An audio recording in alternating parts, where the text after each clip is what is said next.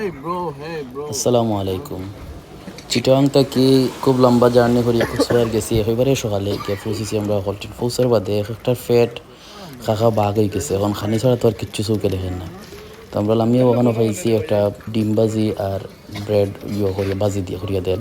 এখন serial by serial একজনে খাইরা। তো সবচেয়ে সুন্দর যে বিষয়টা হইলো কেন দুস্থ প্রতিবন্ধী অসহায় ও এতিমদের জন্য বিনামূল্যে দেওয়া হয়, কেন কোনো পয়সা রাখে না। তো এই জিনিসটা আসলে খুবই ভালো লাগছে। তারা এই ছোটোমোটো বিজনেস এরপরেও তারা ওখান থেকে ফ্রি মানুষের দেওয়ার চেষ্টা করে। খান্দাত আর একটা দোকান আছে, এই দোকানটা হইল কি আপনার অসহায় মানুষের খাবার ফ্রি। তো ওটা হইল কি এই জায়গার সবচেয়ে সুন্দর দৃশ্য ভালো লাগছে আসলে আমরা, আর খুব এনজয় করছি।